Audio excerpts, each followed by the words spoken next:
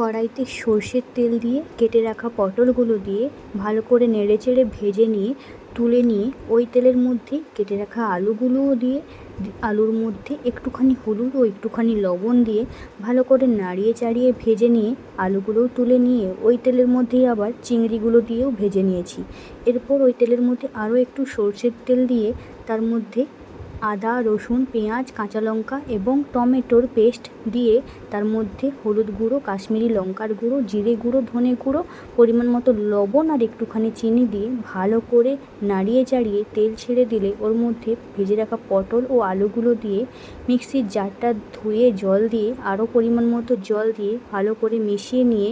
ফুটিয়ে নেব ঢাকা দিয়ে। আলুগুলো সেদ্ধ হয়ে গেলে ঢাকাটা খুলে এর মধ্যে ভেজে রাখা চিংড়িগুলো দিয়ে ভালো করে নাড়িয়ে চাড়িয়ে নামিয়ে নিলেই তৈরি চিংড়ি দিয়ে পটল, অর্থাৎ পটল চিংড়ি।